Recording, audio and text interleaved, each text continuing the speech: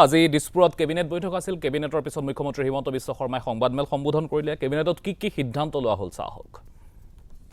আপোনালোকে জানে যে কেইদিনমান আগতে উচ্চতম ন্যায়ালয়ে নাগৰিকত্ব আইন যিটো 6A বুলি নাগৰিকত্বৰ আইনত যিটো ক্লজ ইনক্লুড কৰা হৈছিল, সেই ক্লজটোৰ বৈধতা প্ৰদান কৰি সুপ্ৰিম কোৰ্টৰ সাংবিধানিক বিচাৰপীঠে এটা ৰায়দান কৰিছিলে।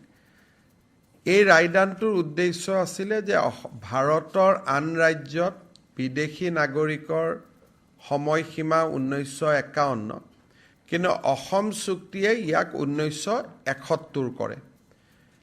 অসমৰ কিছু মানুহে ইয়াত আপত্তি কৰি উচ্চতম ন্যায়ালয়ত গোচৰ তৰিছিলে আৰু উচ্চতম ন্যায়ালয়ে অসমৰ বিশেষ পৰিস্থিতিত 1971ৰ সময়সীমাটো বৈধ বুলি ঘোষণা কৰিছিল। আৰু আপোনালোকে জানে যে বিষয়টোত যিহেতু অসম চুক্তিয়ে 1971 বুলি কৈছিল, উচ্চতম ন্যায়ালয়েও ইয়াক 71 বুলি ক'লে, গতিকে সাধাৰণতে অসমত ইয়াৰ বিশেষ প্ৰতিক্ৰিয়া নাছিলে। 1971ৰ আগত অহা মানুহখিনিক আমি বৈধতা প্ৰদান কৰিলোঁ, কিন্তু 1971ৰ পিছৰ অহা মানুহখিনি আপোনালোকে গভৰ্ণমেণ্টে illegal immigrant expulsion from Assam act 1950 তাত ব্যৱহাৰ কৰিব পাৰিব। এজন মানুহক বিদেশী বুলি বৰ্ডাৰ পুলিচে সন্মুখলৈকে লৈ অহাৰ পিছত ডিচি আৰু ডিচি মানে এডিচিও, ডিচি আৰু এডিচি তেওঁলোকে 10 দিনৰ ভিতৰত সিদ্ধান্ত দিব পাৰিব।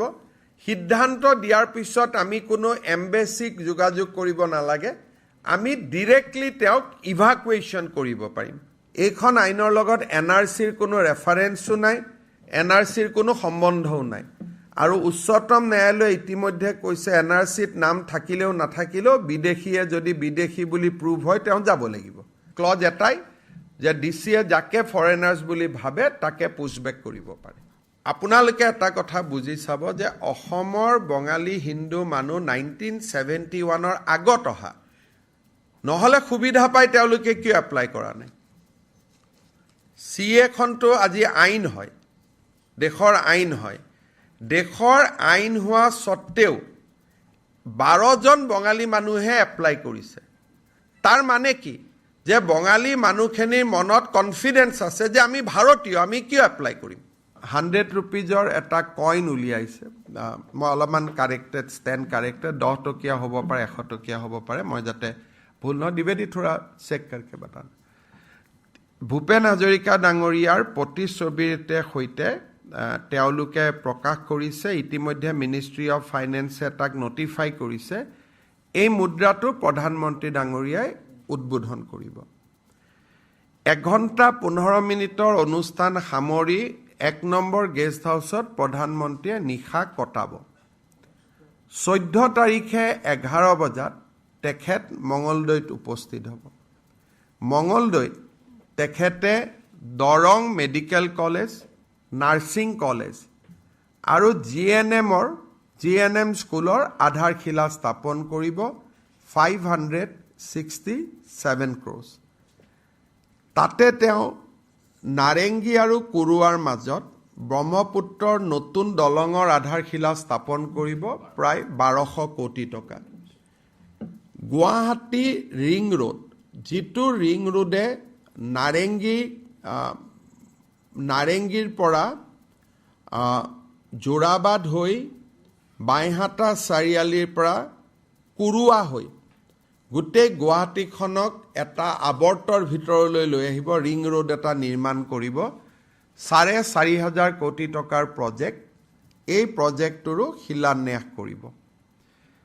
দিনৰ 2:30 বজাত তেখেত নুমলীগড় ৰিফাইনেৰীত যাব। 5,000 কোটি টকা খৰচ কৰি নুমলীগড় শোধনাগাৰে নিৰ্মাণ কৰি ওলোৱা ভাৰতৰ প্ৰথমটো বায়' ৰিফাইনেৰী জৈৱ শোধনাগাৰৰ প্ৰধানমন্ত্ৰী ডাঙৰীয়াই আধাৰশিলা স্থাপন কৰিব।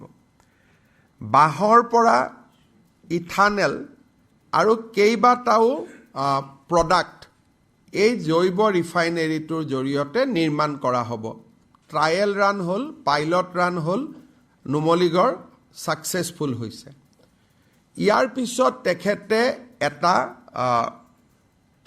পলিপ্ৰপেলিন, যি বিভিন্ন ধৰণৰ কেমিকেলছ নিৰ্মাণ কৰিব, প্লাষ্টিক নিৰ্মাণ কৰিব, 7,000 কোটি টকাৰ প্ৰকল্প, তাৰ আধাৰশিলা স্থাপন কৰিব। সৰ্বমুঠ উদ্বোধন আৰু শিলান্যাস 18,000 কোটি টকাৰ হ'ব গোটেই দিনটোত। তাৰপিছত প্ৰধানমন্ত্ৰী ডাঙৰীয়া যোৰহাট বিমানবন্দৰেদি কলিকতালৈ উভতি যাব।